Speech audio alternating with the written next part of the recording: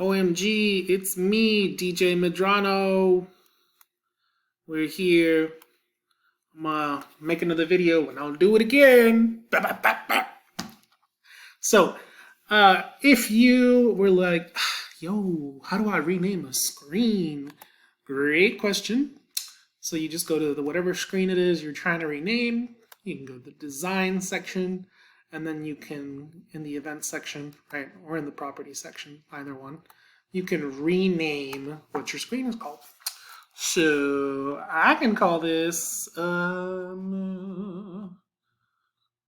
what do I want to call this? Cocoa Puffs. I don't know.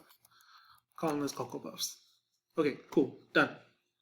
I can call the next one Lucky Charms. I guess I'm hungry.